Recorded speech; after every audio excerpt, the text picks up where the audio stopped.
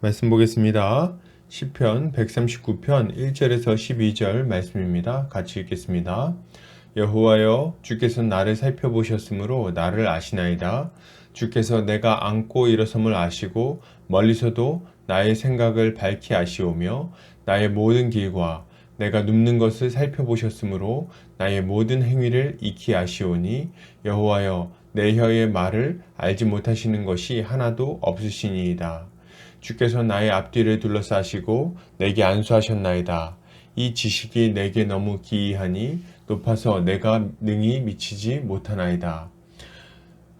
내가 주의 영을 떠나 어디로 가며 주의 앞에서 어디로 피하리이까? 내가 하늘에 올라갈지라도 거기 계시며 스올에 내 자리를 펼지라도 거기 계시니이다.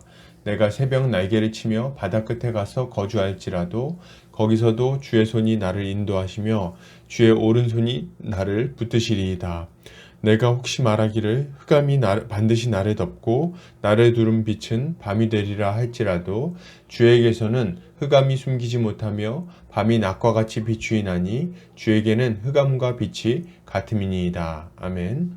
시편 139편 1절에서 12절까지 흑암을 걷어내어 빛을 비추시는 주라는 제목으로 말씀 보도록 하겠습니다. 신자는 믿음으로 절망을 이기는 자입니다. 그러나 고난이 극심할 때에는 낙심이 되는 것도 사실입니다. 이러한 때에 신자가 가져야 할 믿음은 무엇일까요? 오늘 본문을 통해서 함께 살펴보도록 하겠습니다. 오늘 시편 기자는 이렇게 말합니다. 여호와여, 주께서 나를 살펴보셨으므로 나를 아시나이다. 주께서 내가 앉고 일어섬을 아시고 멀리서도 나의 생각을 밝히 아시오며 나의 모든 길과 내가 눕는 것을 살펴보셨으므로 나의 모든 행위를 익히 아시오니 여호와여, 내 혀의 말을 알지 못하시는 것이 하나도 없으시니이다. 시편 기자는 하나님께서 자신을 살펴보셨기에 자신을 잘 알고 계시다고 고백합니다. 그는 하나님께서 자신의 앉고 일어섬과 자신의 생각, 자신의 가는 길과 모든 행위를 다 알고 계신다고 말합니다. 이것은 그의 인생이 모든 것을 아시는 하나님의 앞에 낱낱이 펼쳐져 있다고 고백하고 있는 거죠. 여러분, 신자는 하나님께서 신자의 모든 것을 자세히 살펴보시고 알고 계심을 믿어야 됩니다. 하나님은 우리의 인생을 알고 계십니다. 그분은 우리가 무슨 생각을 하는지, 무엇을 좋아하는지, 어떤 길로 가기를 원하는지를 잘 알고 계세요. 그분은 우리의 체질을 아시고 우리의 마음을 잘 이해하십니다. 우리는 우리 자신이 하나님 앞에서 살아가고 있다는 것을 깊이 생각할 필요가 있는 거예요. 이것은 우리의 신앙생활에 큰 유익을 줍니다. 먼저는 우리가 유혹받을 때 그것을 이겨낼 수 있도록 우리에게 경계하는 마음을 줍니다. 요셉은 보디발의 아내가 유혹할 때 하나님 앞에 서 있다는 것을 기억함으로 그 유혹을 이겼어요. 뿐만 아니라 우리는 시험 당할 때에도 하나님께서 우리의 사정을 알고 계시다는 것을 생각하며 시험을 이겨낼 수 있습니다. 다윗도 사울의 핍박을 당할 때 하나님이 자신의 처지를 알고 계신다는 확신을 가지고 그 시험의 기간을 잘 이겨내지 않았습니까? 그러므로 여러분, 하나님께서 우리의 인생을 알고 계시며 우리의 중심을 살펴보신다는 것을 기억하시기 바랍니다. 주님이 우리의 인생을 견고하게 붙들어 주실 것입니다. 계속해서 보겠습니다. 시편 기자는 이렇게 말합니다. 주께서 나의 앞뒤를 둘러싸시고 내게 안수하셨나이다.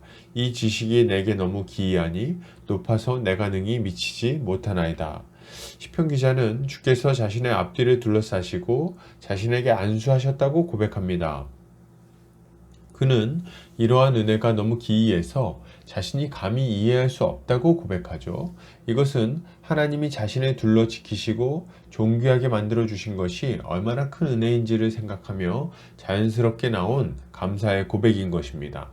여러분, 신자는 하나님께서 은혜 가운데 신자의 인생을 지키시고 존귀하게 해주심을 믿어야 됩니다. 하나님은 신자를 신실하게 돌보십니다. 마치 군대가 사방으로 둘러서 지키시는 것처럼 우리를 보호하세요.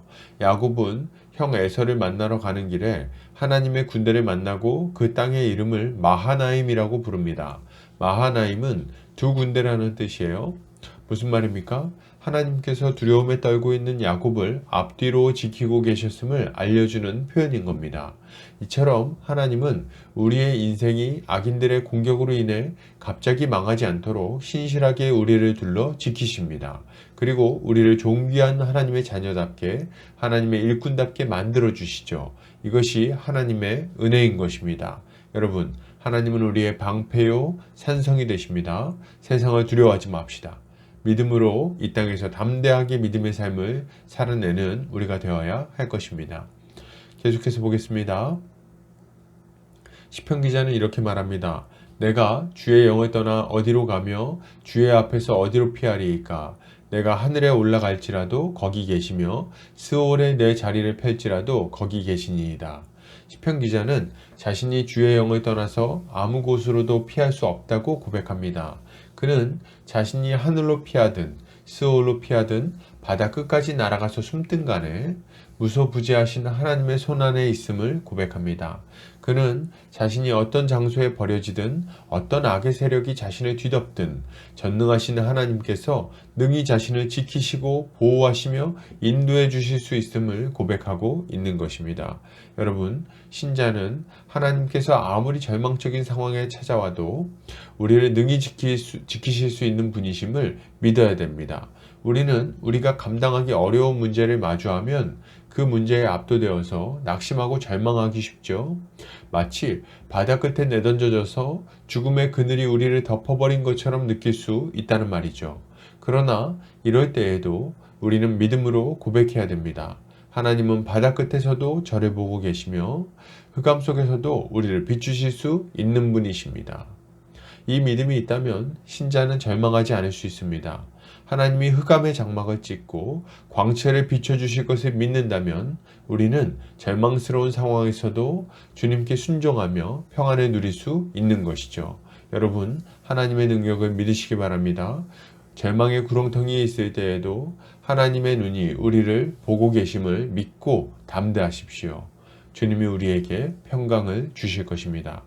결론을 드립니다. 여러분, 신자는 하나님께서 우리의 모든 것을 보고 계시며 신실하게 지키심을 믿어야 됩니다. 그리하여 흑암의 권세 아래에 있을 때라도 담대하게 믿음의 삶을 살아야겠어요. 오늘도 주님 안에서 승리하는 성도님들 되시기를 주의 이름으로 축복합니다.